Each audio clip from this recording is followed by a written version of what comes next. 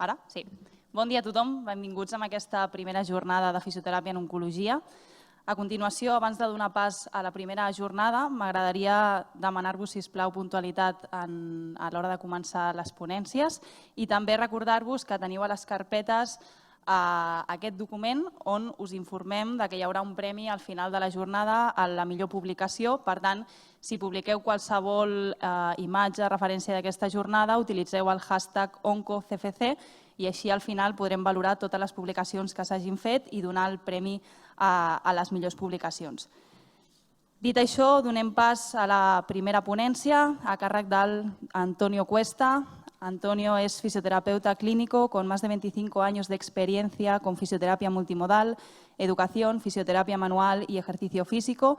Ha desarrollado y validado más de 35 instrumentos de valoración funcional y más de 20 ensayos clínicos en fisioterapia, transfiriendo sus resultados de investigación mediante la implementación de programas de fisioterapia oncológica a nivel público, comunitario, en Torremolinos y hospitalario en Málaga en los últimos 15 años. Incluido en la lista de Stanford 2022 entre el 2% de los científicos más influentes del mundo en el área de medicina clínica, basado en las citas por sus aportaciones científicas en los últimos 25 años. Cuando quieras, Antonio. Muchas gracias. Sí.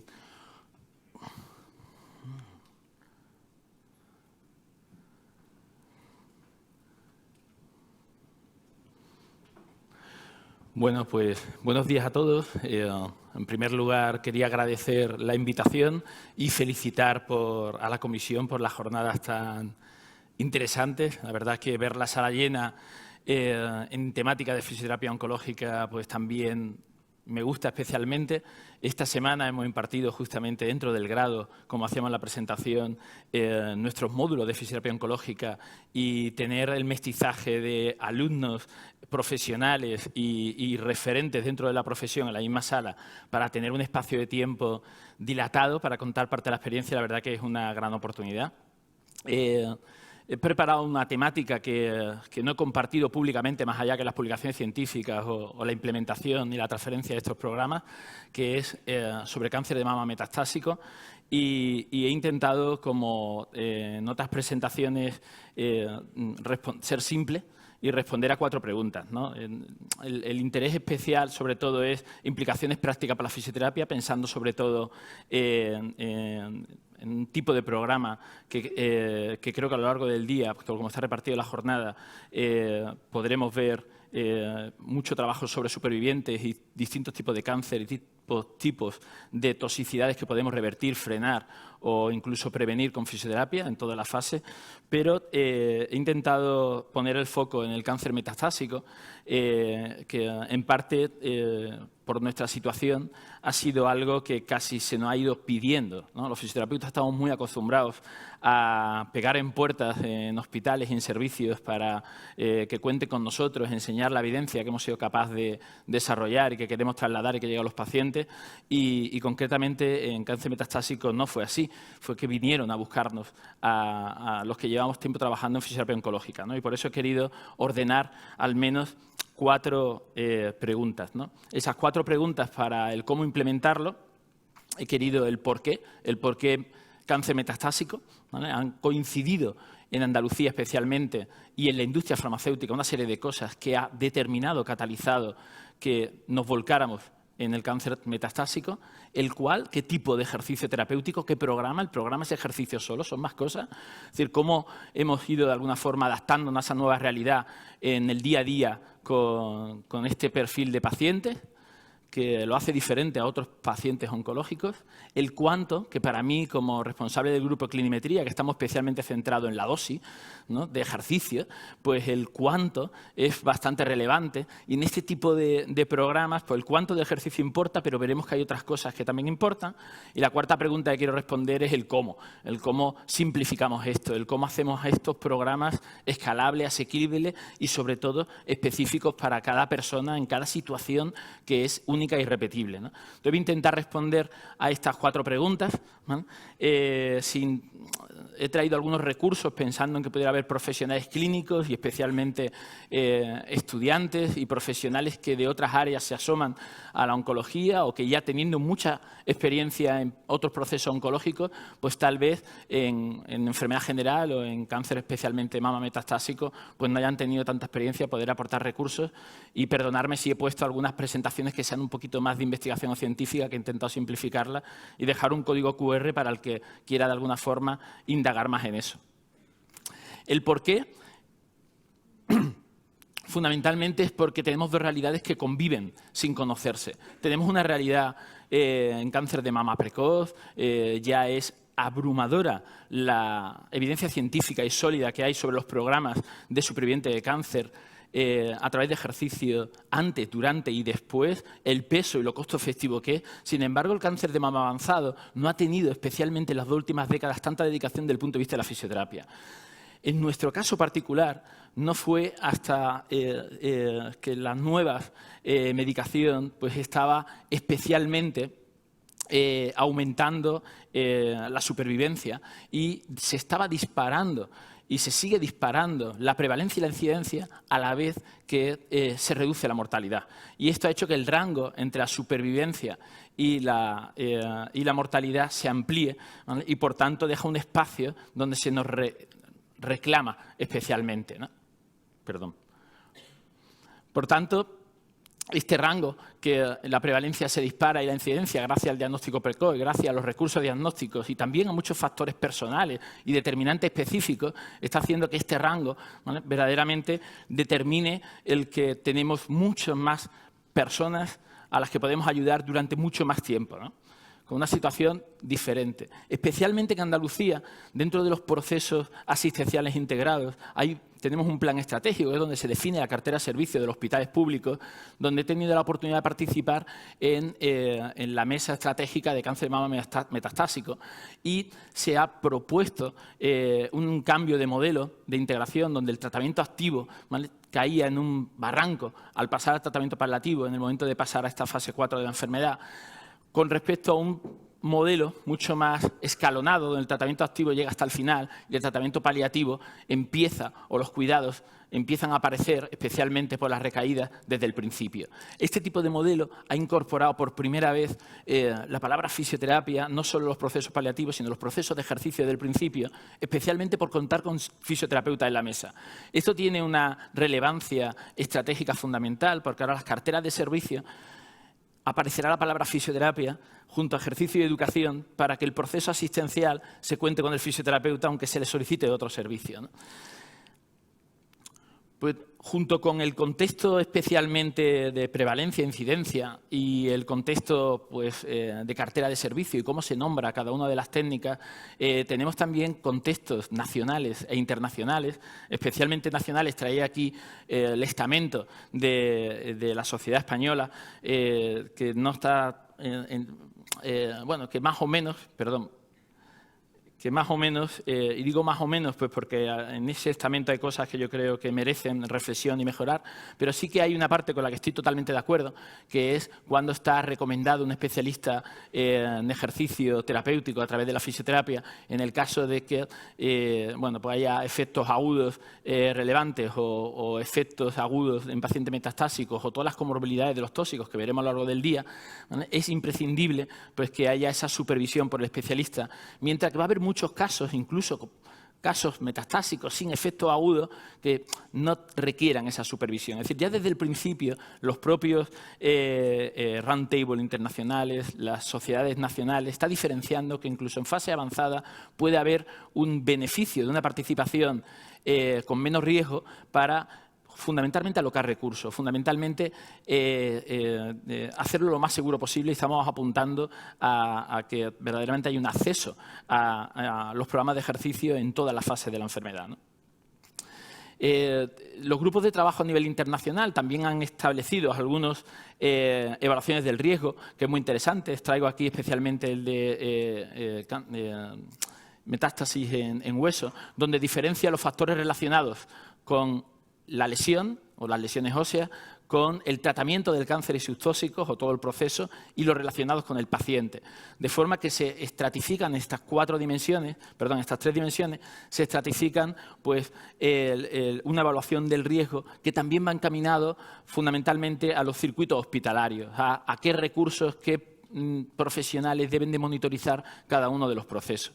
Esto nos da el que aparezcan tantas estratificaciones de pacientes y evaluaciones de riesgo, lo que nos invita es a pensar que no hay 2 procesos idénticos bajo la misma enfermedad, porque necesitan itinerarios totalmente diferentes. Y en el ejercicio no es una diferencia. Yo creo que esta es la gran relevancia para los fisioterapeutas.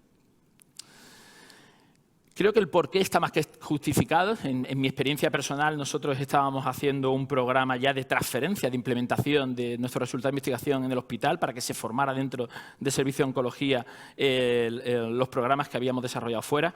Y la industria que nos ayudaba a contratar a fisioterapeutas para estos programas, pues nos demandó. La propia industria nos demandó que empezáramos a hacer grupos de pacientes metastásicos, ¿no? Y os traigo aquí algunos resultados de todos esos pacientes que tuvimos en esos programas y que llegamos a publicarlo, replicarlo en otras ciudades. Creo que el porqué está plenamente justificado, porque cada vez son más pacientes, necesitan más de nuestra ayuda, pero es una ayuda bastante diferente de lo que habíamos aprendido con pacientes en fase 2, fase 3 o supervivientes de cáncer. En cuanto a cuál es el ejercicio, he traído 2 partes. Una parte más de la literatura, he traído un par de documentos que creo que son relevantes en cuanto al tipo de ejercicio y también en cuanto a nuestra experiencia de implementación. En cuanto al tipo de ejercicio, en esta revisión reciente pues se revisan muchos ensayos clínicos con pacientes en cáncer metastásico con ejercicio para ver sobre qué dimensiones o qué modalidades de la capacidad física pues aparecen cambios en cada uno de los programas, ¿no? Y vemos que tanto en la fuerza muscular como en la función cardiovascular, como en dimensiones subjetivas de la calidad de vida, el distrés o la densidad ósea, ¿vale?, aparecen efectos especialmente positivos en casi todos los ensayos, independientemente de que se haga de forma remota, o sea, que no esté presencial con el paciente, ¿vale?, o se hagan en persona o se hagan mixto. Veremos que este tipo de atención domiciliaria, atención a distancia, es algo que está muy presente en este tipo de programas. En cuanto a los resultados, ¿vale?, he tenido que ir al anexo del artículo para encontrar justamente la diferencia de medias entre grupos del cambio, porque no hay verdaderamente estudios clínicos aleatorizados que demuestren una gran magnitud en cuanto al efecto a favor del ejercicio. Aquí vemos una imagen donde a favor de la función física pues solo aparece en 6 de los 20 ensayos, mientras que aparece en negrita muchas de las dimensiones que vimos antes, función física, fuerza o calidad de vida y fatiga, que no incorporan todas las dimensiones. Es decir, que todavía, aunque tenemos verdaderamente información de que es el ejercicio seguro en esta población y es factible, ¿vale?, en cuanto a la eficacia, ¿vale?, hay algunos estudios, pero no evalúan todas las dimensiones que debiéramos de tener información sobre ello. Me he traído solo un artículo especialmente interesante sobre lo que se planifica y lo que se complementa. Yo trabajo mucho con programación de ejercicio, pero luego siempre hacemos la verificación, es decir, lo que verdaderamente se ha hecho, ¿vale? Pues donde más oscila la verificación con respecto a la planificación es en esta población. Ya aprendimos mucho en pacientes de alto riesgo en rehabilitación cardíaca y especialmente en pacientes bajo quimio que estamos entrenando y planificamos una cosa y cambiamos la dosis el mismo día en función de los ciclos, ¿vale?, y en función del descanso y una serie de variables de un cuadro de mando, que es lo que os traigo aquí hoy especialmente, y necesitamos verificar. Pues esta población es especialmente la que la diferencia entre lo planificado y lo completado es importante. Justamente este artículo no es reciente, es del 2019, pero es de los pocos que sí encuentra diferencias en cuanto a la eficacia en esta población, ¿no?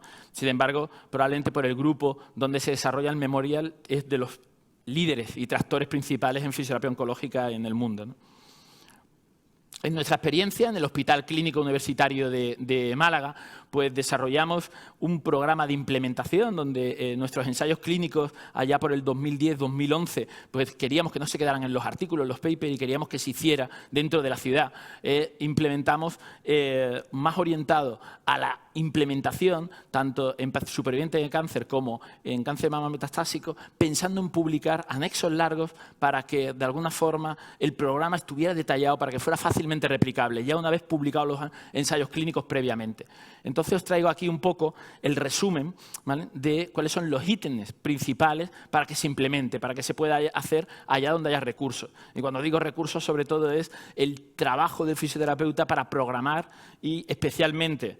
se está moviendo solo. Programar y muy especialmente la entrevista clínica motivacional, es decir, dar con ese detalle, ese trigger motivacional que nos va a permitir cumplir y adecuar el itinerario de todo el programa durante el proceso.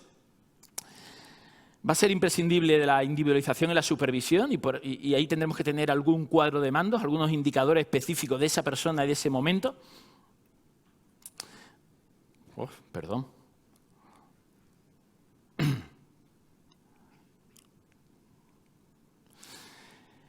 El programa, por hacerlo cerrado, fue el programa de 12 semanas, porque gran parte de las primeras semanas se utilizan para la educación embebida, es decir, un tipo de rúbrica de información especialmente relacionada con la seguridad que se hace durante el propio programa de ejercicio, y eso implica que en grupos pequeños, de 7 o 8 personas, pues haya una educación en ejercicio de forma simultánea.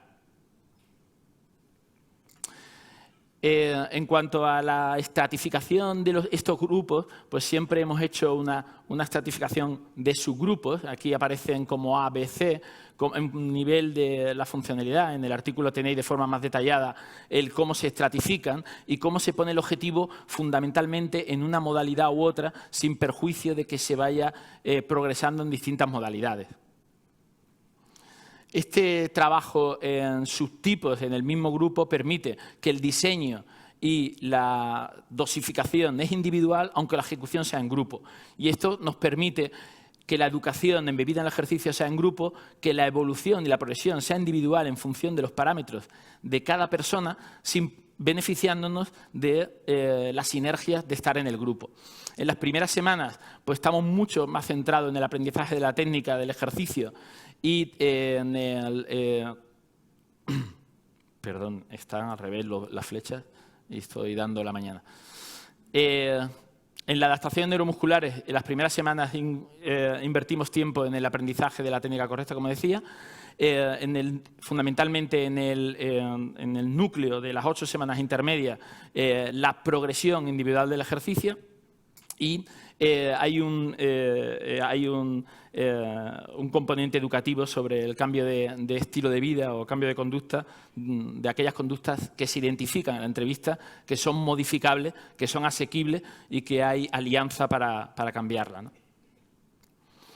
En las adaptaciones cardiorrespiratorias, igualmente, depende mucho de los recursos y del tipo de metástasis. En nuestro grupo casi el 60% era metástasis ósea. Tenemos muy en cuenta la posición del cuerpo, y eso hacía pues que las estaciones cardiorrespiratorias sean diferentes, y en las metástasis viscerales pues la funcionalidad o el dolor o el miedo al movimiento en las primeras etapas lo que determinaba la elección de la postura y el movimiento. Bien, el cuánto creo que era para mí la parte más importante de traer aquí hoy, ¿no? Si el por qué está más que justificado por la prevalencia y por la oportunidad y lo que podemos aportar, y el qué tipo o cuál tipo de ejercicio, pues creo que ya tanto en referentes mundiales como nacionales hay experiencia suficiente de que es seguro y que es factible, y probablemente esa efectividad, ¿no?, todavía está por demostrar de forma sólida, pero es suficiente. El cuadro de mandos para individualizar esa supervisión, que aunque sea mixta, es imprescindible, creo que es la clave, ¿no? Y en el cuánto, pues he querido traeros un cuadro de mandos simple, ¿vale?, que de alguna forma tenga solo 4 dimensiones, por eso lo llamo de 4D. Una primera dimensión centrada en el riesgo que pueda haber pues, de fracturas o el riesgo de toxicidades derivadas del tratamiento, ¿vale? Es decir, que una forma de estratificar el riesgo. Los oncólogos médicos tienen y los radioterapeutas muchos sistemas y scores de clasificación del riesgo y no todos valen para fisioterapia. De fisioterapia tenemos que desarrollar los nuestros y estamos en ello. En la dimensión de fatiga relacionada con el cáncer probablemente sea el síntoma más estudiado, que más hemos revertido y que los programas de ejercicio han demostrado que somos capaces de controlar, frenar o manejar, ¿no? La capacidad funcional probablemente es lo que nos pone el punto basal, el end point, en lo que sería el punto de referencia para mejorar, ¿vale? O para mantener. Y el estilo de vida en todo el rango, de alguna forma, que dure todo el proceso, pues aquellas cosas modificables que requieran, digamos, posibilidad y haya un acuerdo personal, creo que sería la cuarta dimensión. Para cada una de estas dimensiones, os he traído un poquito más detalle de los recursos que más utilizamos nosotros. El Crash Score es un score sobre toxicidad, tanto de variables hematológicas como no hematológicas, y engloba otros scores que son los que habitualmente utilizan los oncólogos, como Performance Status, y también algunos scores que arrastramos de otras especialidades, pero que este tipo de pacientes relacionadas con la nutrición y con el estado cognitivo, como es el Mini Mental o el Mini Nutritional, que son mini score o ítems que arrastran, digamos, indicadores, ¿vale? Y que nos permite pues, coordinarnos muy bien con internistas, nutricionistas, geriatras, psicólogos, psiquiatras o oncólogos, y que es imprescindible en este tipo de pacientes. Desde el punto de vista más fisioterápico, nosotros, especialmente en estos pacientes metastásicos, estamos desarrollando biomarcadores relacionados con la composición corporal, porque las recaídas en cáncer tienen mucho que ver en estos cánceres hormonales con el porcentaje de grasa. Y dentro de la ecografía musculoesquelética, especialmente en la calidad de la cotextura y la contensidad en grasa, pues estamos encontrando respondedores a los programas de ejercicio que son muy interesantes, ¿no? Pero habrá que construir marcadores específicos para esta dimensión en fisioterapia. Con respecto a los PRON, a las escalas autoinformadas por los pacientes, pues probablemente la fatiga relacionada con el cáncer, la versión unidimensional, el Quick Piper, ¿vale? Y os traigo aquí la calculadora que tenemos online disponible para que se pueda con slide puntuar directamente y obtener directamente la información. Es probablemente la más utilizada tanto en supervivientes como en pacientes con cáncer metastásico. En este tipo de pacientes también hemos ido desarrollando una línea de trabajo para los PRON o la escala subjetiva de ejercicio, también para estratificar y monitorizar subjetivamente la percepción del paciente en cuanto a la calidad de la muerte. Esto es algo que justamente en el Plan Integral de Andalucía se recoge, ¿vale?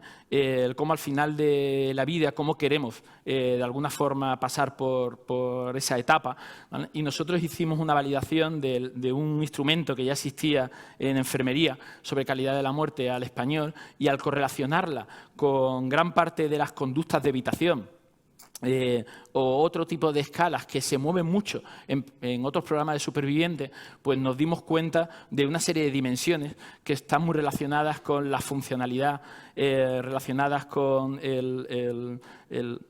especialmente el entrenar en casa, ¿no? El entrenar de forma supervisada, pero en tu entorno, ¿no? Y nos ha dado muchísima información de una visión que no teníamos, a pesar de tener experiencia en otros procesos, en otro estadio de segundo y tercer grado, ¿no?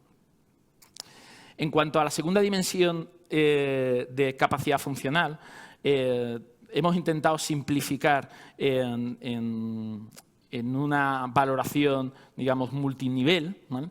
Que viene justamente de la experiencia en supervivientes, lo que sería la estratificación de qué prueba funcional le pedimos, es decir, cómo de necesario es hacerle una prueba de esfuerzo, ¿no? Concretamente, ya publicamos este algoritmo de qué prueba le hacemos a los pacientes en supervivientes, y está bajo revisión en pacientes metastásicos, donde elegimos pues, una prueba mínima incremental para saber cómo responde al esfuerzo y tener una serie de información objetiva, y en el caso que supere un umbral mínimo es cuando pasamos a hacer otro tipo de prueba metabólicamente más exigente, que si no la vamos a entrenar no la necesitamos, ¿no? Entonces, aquí en la progresión, en función de la capacidad de requerimiento de progreso, de si hacemos solo una prueba incremental en cinta o en un ergómetro o en función de la capacidad y la postura del cuerpo, cómo hacemos el 30 segundos sit to stand y solo en el caso que supere una puntuación mínima en base a la distribución normal de las puntuaciones de este tipo de pacientes, es cuando hacemos un test metabólicamente más exigente de 120 segundos. Es importante que en realidad no necesitamos hacer todas las pruebas a todos los pacientes, sino tener un punto de referencia basal para monitorizar la progresión. Y esto es lo que verdaderamente creo que queremos transmitir. Y aquí nos dimos cuenta que todo lo que sabíamos en pacientes supervivientes, la capacidad no encajaba con los pacientes de este perfil, de forma que empezamos a desarrollar como un test previo, como un escalón previo que vimos en la literatura, especialmente en geriatría, que es el 30 segundos light to see, es decir, pasar de tumbado a sentado, ¿no? Y vimos que el número de repeticiones, que las correlaciones, nos daba una información mucho más acorde con lo que estamos trabajando en esos pacientes, de forma que incorporamos como un escalón más a la capacidad funcional y punto de partida. Esta percepción que tuvimos siempre empeñados en medir para progresar en todo el programa es reflejo de la literatura, ¿vale? Especialmente creo que esta ilustración comparó todas las pruebas ergométricas con todas las ecuaciones disponibles en la literatura para demostrar que básicamente la estimación del consumo máximo de oxígeno en las ecuaciones que disponemos en otras poblaciones no tiene mucho que ver con lo que ocurre en esta población cuando le hacemos las pruebas de esfuerzo. De forma que, fijaros que solo la ecuación del Heart Failure Friend, lo que sería insuficiencia cardíaca, se asemeja a las capacidades reales cuando medimos de forma directa el consumo máximo de oxígeno. Y esto, pues, a mí concretamente nos ha hecho girar desde la oncología, pacientes, digamos, complejos, intolerantes, como pacientes con metástasis, a meternos en insuficiencia cardíaca de fracción de eyección preservada, puesto que justamente el comportamiento de intolerancia al ejercicio, y por tanto me interesa mucho cómo dosificar el ejercicio en estos pacientes, se parece más a una insuficiencia cardíaca con fracción de eyección preservada a la capacidad medida de este tipo de pacientes. Por tanto, os he traído aquí como algunas de las actividades, ¿vale?, que se sitúan en el umbral aeróbico o anaeróbico, en este caso son pacientes con fracción de eyección preservada de insuficiencia cardíaca, solo con andar a 3 millas por hora o solo con vestirse, ya estaría casi en zona, digamos, de transición aeróbica anaeróbica. Y, por tanto, las capacidades relativas que tenemos de otras poblaciones clínicas o, por supuesto, de personas sin restricciones funcionales no son asimilables a lo que estamos evaluando, entrenando en el punto de partida de este tipo de pacientes, ¿vale? Por tanto, las estimaciones vienen muy bien para otras poblaciones, pero tenemos que tener las estimaciones propias, ¿vale? Y en ese sentido, pues, la ecuación ONCORE, del estudio ONCORE, que luego presentará mi compañera, sí que medimos directamente consumo máximo de oxígeno y establecemos una estimación en esta población a partir del test de los 30 segundos sit to stand, ¿no? De forma que, aunque no miramos directamente, ya tenemos ecuaciones que son específicas de, al menos de la población de supervivientes bajo tratamiento cardiotóxico. Y la cuarta dimensión, que es el estilo de vida, ¿vale? Nosotros nos hemos centrado mucho, especialmente en este entorno de gamificación a través de un proyecto europeo que llamamos iGain, donde hacemos 3 grupos y uno de ellos son pacientes oncológicos. Intentamos establecer, pues, una intervención donde se identifican qué factores de estilo de vida son relevantes, qué barreras hay para esa persona en ese momento de aquello que puedo cambiar y se puede beneficiar, ¿vale?, para diseñar de forma individual y de forma acordada, ¿vale?, un plan específico que facilite la adherencia. Todo lo que hemos aprendido sobre el mundo de las adicciones y de la modificación de conducta, incluso el soporte social, lo tenemos metido dentro de una especie de videojuego donde el paciente puede de alguna forma ir incorporando gran parte de estas modificaciones de conducta con la ayuda de sus iguales, de sus compañeros, de sus cuidadores o con propios retos de autodeterminación que se cargan con una especie de moneda de cambio que hemos llamado Mezcoin, ¿no? Por tanto, creo que tener indicadores mínimos, ¿vale?, sobre toxicidad o riesgo, mínimos subjetivos de la persona, probablemente la fatiga relacionada con el cáncer, las conductas de evitación son las que más información nos da en la mayoría de ellos, pero en algunos, pues tal vez la calidad de la muerte nos va a dar ítem de lo que verdaderamente estamos preparando.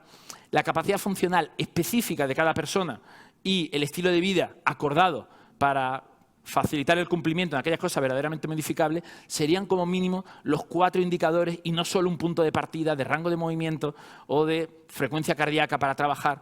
Para mi punto de vista, estas 4 dimensiones son indivisibles e inseparables. No podemos centrarnos solo en aquello que modificamos a través del ejercicio.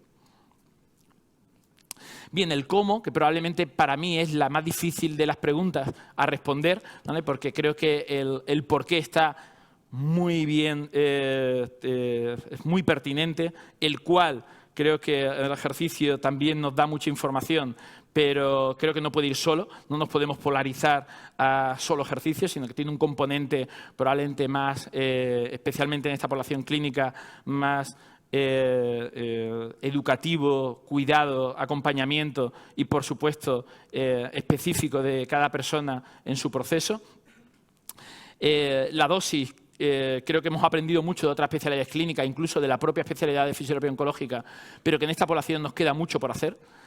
Y el cómo para mí es lo más difícil, el cómo hacer esto escalable, porque como investigador hay veces que conseguimos fondos que podemos contratar personas, reclutar pacientes, y cuando terminan los fondos nos tenemos que ir del hospital y da pena que se suspenda el tratamiento.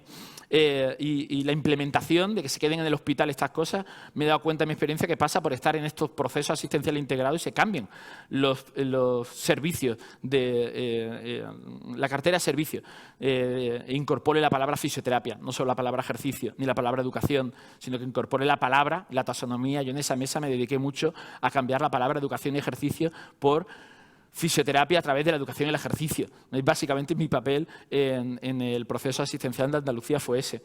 El cómo, ¿vale? El cómo se quede, la mayoría de los pacientes y la mayoría de la fisioterapia está en ámbitos privados y la colaboración pública-privada es clave. Y llegar a ese fisioterapeuta de barrio que atiende a muchísimos pacientes oncológicos, incluidos metastásicos, ¿vale? Y muchas veces acude por manejar un síntoma, pero podemos hacer mucho más. Creo que esta es la clave. Y es tan complejo, tan variable y la heterogeneidad tan grande, ¿vale? Que al menos hay que tener unos indicadores básicos para que se adecue de forma individual, ¿vale? Y creo que ahí, ¿vale? En simplificar ese proceso es donde tenemos por ahora una gran, o para mí, invierto gran parte del tiempo en resolver eso, ¿no? Nosotros ya hace tiempo, en el hospital, hablamos de estos programas como Club de Salud, en la traducción que hicimos en el español, luego cuando lo publicamos quedó así de raro, pero queríamos huir de la palabra escuela de pacientes, queríamos huir de los pacientes, estamos en un ambiente hospitalario y queríamos ver la parte positiva, modificable, y lo llamamos Club de Salud. Y el algoritmo con el que trabajábamos para el cómo hacerlo, ¿vale? Pues es, bueno, desde dentro del propio servicio de oncología se identificaban las personas que se beneficiaban del programa y se hacía un reclutamiento muy parecido a los estudios de investigación con sus criterios de inclusión y exclusión, pero es imprescindible que el oncólogo médico acompañe el proceso, pues porque solicitamos ecocardiogramas para conocer las toxicidades, determinadas pruebas específicas para las neurotoxicidades, cuánto puede hacer con nosotros, cuánto hace en casa y cómo enseñar las sesiones tipo, es decir, lo que va a hacer en casa de forma efectiva. Es decir, el volumen de adecuaciones durante el programa es muy alto, ¿no? Y no solo hay que hacer una evaluación basal con gran parte de valoraciones que en el hospital y en los programas de investigación, incluso lo de implementación, es sencillo, sino que a la hora de trasladarlo a un programa escalable hay que reducir y quedarse con 4 indicadores, ¿no? O con 2 indicadores, lo que el fisio necesita. No necesitamos el historial completo. El fisio tiene mucha información cualitativa porque estamos continuamente pasando tiempo con él. Con estos pacientes pasamos menos tiempo, pero tenemos que tener un indicador objetivo que nos guíe de cómo estamos frenando el declive de la enfermedad, cómo está mejorando en aquellas cosas que tienen margen de mejora o cómo estamos manteniendo, ¿vale? Algo que sabíamos que sin nuestra participación iba a desaparecer. Entonces, esos indicadores son clave, que la evaluación basal de la investigación se reduce, yo creo que a un 20% en la implementación, y cómo en la implementación tenemos que reducirlo a 4 numeritos en la práctica pública-privada o la práctica general. Hay que todavía simplificarlo más, ¿no? Y Y ahí hemos hecho un especial esfuerzo, ¿vale?, en que el programa de ejercicio, el programa nutricional, estuviera completamente integrado en simplificar estos procesos. De hecho, hemos tenido algunas colaboraciones con plataformas digamos, de acceso público para que la valoración se pudiera, digamos, personalizar, el programa estuviera escalado y tuviéramos al menos un soporte personal para establecer la comunicación. En ese sentido, os quería presentar pues, la última simplificación para hacer los programas lo más escalable posible, que hemos llamado Fisio&P, de programa de ejercicio terapéutico en oncología, que nos hemos quedado solo con 4 indicadores, concretamente evaluar la fatiga a través de una prueba de esfuerzo mínima, el equilibrio, que es una resultante de gran parte de las capacidades neuromotoras, con las conductas de evitación y la fatiga relacionada con el cáncer como 2 indicadores subjetivos, y de forma que tener 2 indicadores subjetivos y 2 objetivos nos permita hacer una sesión tipo, que está metido en el botón informe, de forma que la sesión tipo de alguna forma nos permite como máximo cargar 1, 2, 3 o máximo 6 imágenes o fotos, que sería la sesión para que pueda trabajar a distancia. Digamos, le enseñamos lo que va a hacer con nosotros, pero de alguna forma se lo facilitamos para que no venga nada más que lo imprescindible, ¿vale?, y de alguna forma pueda descargar esa sincronización con su calendario. De forma que hemos intentado simplificar al máximo aquellos cuadros de decisiones sobre la valoración, la programación dentro del calendario y la educación presencial para que sea capaz de replicarlo. Y por último, pues bueno, intentando hacer un resumen de las 4 preguntas y sus 4 respuestas, el por qué es por el aumento del rango entre prevalencia y mortalidad. Pues, supervivencia necesitan más de nosotros, especialmente en la última década se ha disparado la demanda que hay de este tipo de fisioterapia en este perfil de paciente, el cual pues ya hemos visto que la evidencia es sólida en cuanto a la factibilidad y la seguridad, pero requiere ser supervisado y la individualización es un gran reto, ¿vale? Y pongo ahí lo de mixto, pues porque es casi imprescindible en esta población hacer la presencialidad mínima clínicamente relevante en cuanto a obtener resultados. Y esto obliga a tener estrategias de enseñanza, monitorización a distancia, sin perder la presencialidad y la adecuación individual, pero manteniendo al máximo el no obligarlos a venir con todo lo que significa, ¿no? El cuánto para mí es lo más importante. He intentado simplificar 4 dimensiones, pero no son solo de fisiología del ejercicio, ¿vale?, aunque el programa sea de ejercicio, sino que va más allá. Hay que ir una parte subjetiva de la percepción del paciente, ya sea fatiga, conducta de evitación, incluso calidad de la muerte, y también estilo de vida modificable, porque estamos hablando de esperanzas de vida ya muy, muy altas, ¿vale?, donde probablemente nuestra intervención tenga mucho peso, y el cómo programas optimizados. Es decir, tenemos que optimizar. Donde no podemos recortar tiempo es en esa entrevista personal que nos permita de alguna forma adecuarnos muy bien a la persona y al proceso para hacerlo individual y acordar cuántas sesiones va a hacer, cuántas sesiones presenciales, con qué frecuencia, con qué intensidad, y el modelo FIT que vimos antes en cuanto a frecuencia, intensidad, el tipo de ejercicio y el modo de ejercicio, pues se acorde, ¿vale?, no solo en cuanto al ejercicio, sino al resto de aspectos educativos, ¿no? Por lo tanto, el reto es la implementación en servicios a través de la simplificación. Muy bien, pues muchas gracias.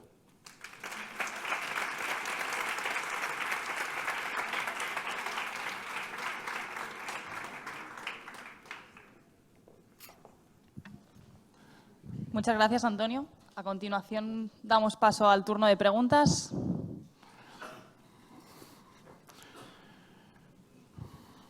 ¿Alguna pregunta por el público? Aquí delante. ¿Micro? Sí.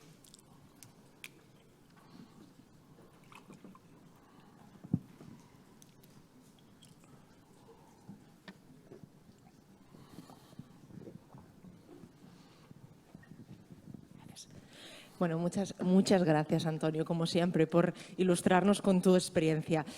Has mencionado muy por encima el tema de los respondedores al ejercicio, que a mí es un tema que me fascina y me trae de cabeza.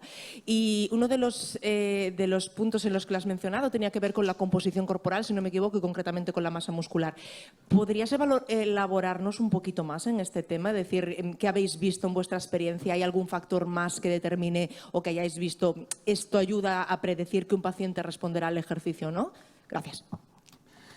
Sí, concretamente estos fueron 2 biomarcadores, el de Responsiveness, que es el programa de 3 meses.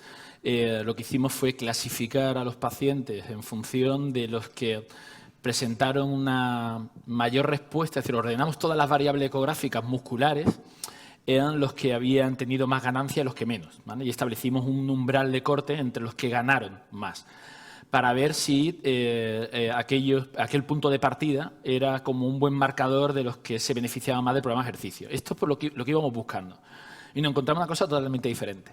Nos encontramos pues que cuando ordenamos todas las variables, tanto de brazo como de pierna musculares, y sacamos todas las variables indirectas de calidad muscular, no solo de cantidad, metimos también grasa, pensando en estos pacientes como que la composición corporal tenía un peso importante, tal vez en sus síntomas de obesidad sarcopénica e inflamación sistémica. Y nos encontramos que los principales respondedores eran los que tenían especialmente la ecotextura de grasa, ¿no? Muy baja, ¿vale? Esto es algo que a priori parece lógico, pero sería como hay que probablemente con este grupo me parece que fueron 70 mujeres. Aquellas mujeres que tenían, no hablo de ancho del músculo, ¿vale? Sino una digregación de los píxeles de la grasa en la ecografía, es decir, sería como una distribución de la grasa, respondieron especialmente bien al programa de ejercicio. Esto nosotros lo llamamos un biomarcador ecográfico, ¿vale? De grasa, concretamente ecotextura. Y lo que sabemos es que matemáticamente cuando ordenamos 1000 variables ecográficas de músculo, de grasa y establecemos un punto de corte, esas responden muy bien. Ahora, en ese grupo luego hemos ido buscando qué descripción clínica tienen, es decir, qué tipo de estadio, qué tipo de tratamiento, qué tipo de variables, y hemos montado lo que se llaman reglas clínicas, es decir, con un modelo de regresión que tenga 5 variables máximas, ¿vale? Para que al clínico le sirva empezar a fenotipar un perfil que responda bien al programa de ejercicio. ¿Qué es lo que no hemos encontrado? Lo que esperábamos, es decir, cuanto peor capacidad funcional se tiene, ¿vale? Más responden, ¿vale? Entonces, esto al final ha abierto una nueva línea de trabajo que lo llamamos funnel o clasificador, ¿vale? Para estratificar pacientes, de forma que pacientes con muy buena respuesta, ¿vale? A casi cualquier programa donde el reto principal es la adherencia, ¿vale? Es un poco al que lo queremos orientar.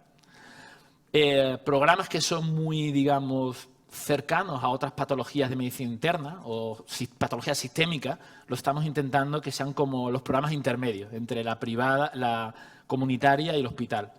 Y los pacientes de alto riesgo, que se parecen mucho a la insuficiencia cardíaca de preservada, que no quieren ni en rehabilitación cardíaca y nos los mandan a medicina interna, que era un poco como el pluripatológico mayor oncológico, ahí estamos invirtiendo mucho tiempo, porque son los intolerantes, ¿no? Y esto, el problema que tenemos es que todo lo que hemos aprendido de otras especialidades no nos sirve. Estamos haciendo valoraciones nuevas.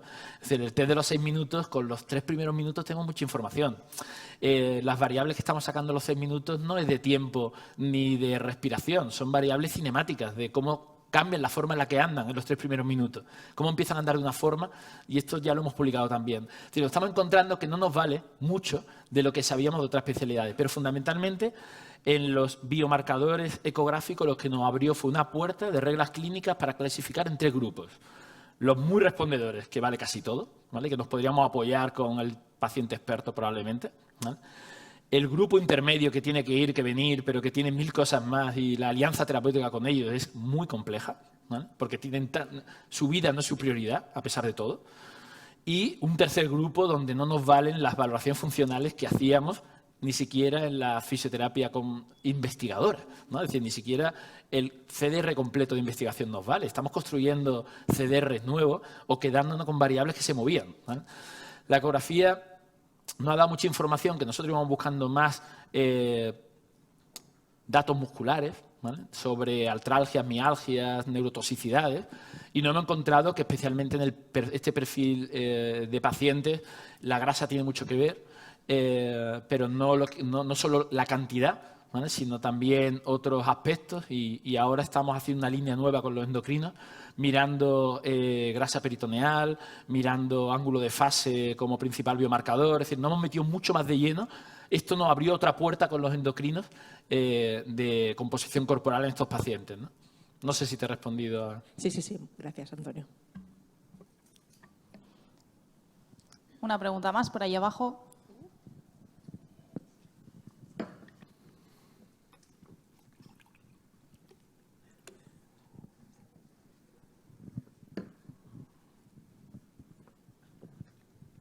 Sí, gracias. ¿Se observó alguna diferencia entre pacientes que ya hacían ejercicio antes de su diagnóstico y pacientes que no? ¿O pacientes que, bueno, en su infancia o adolescencia habían sido deportistas?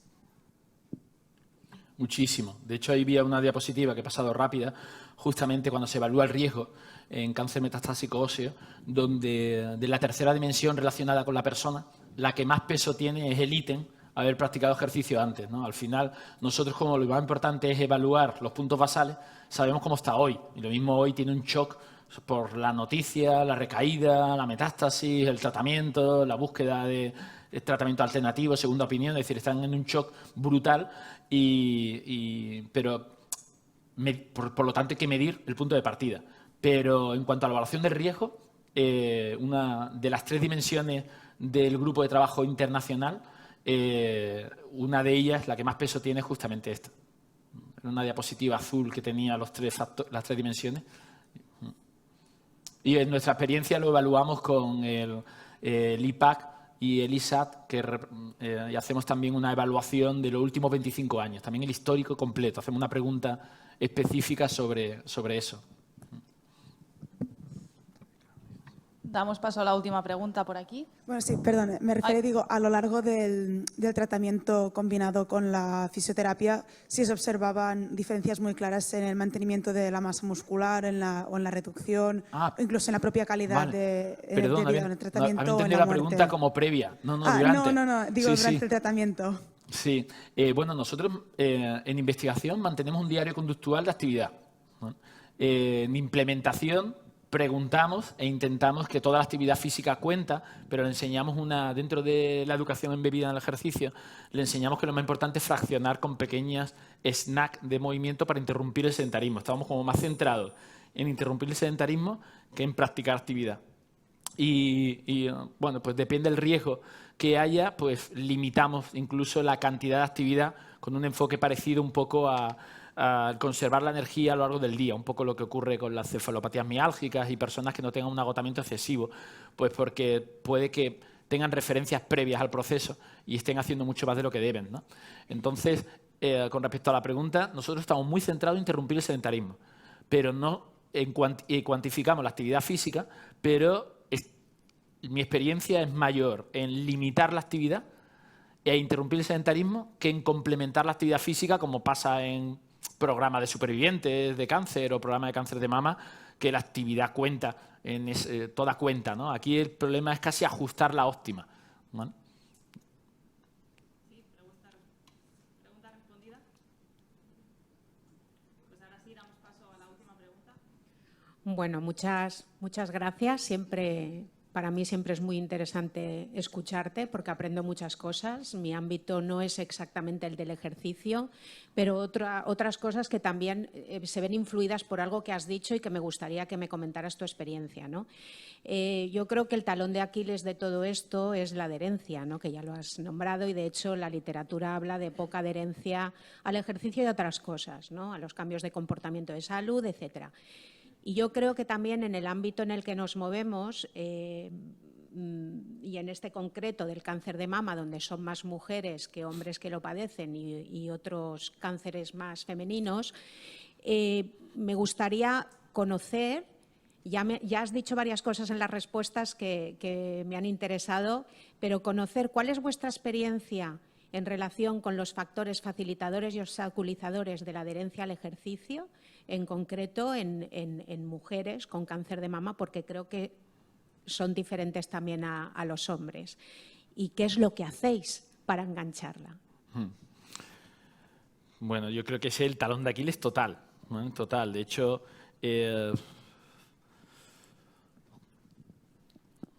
a ver por dónde empiezo la respuesta, porque no me quiero extender mucho.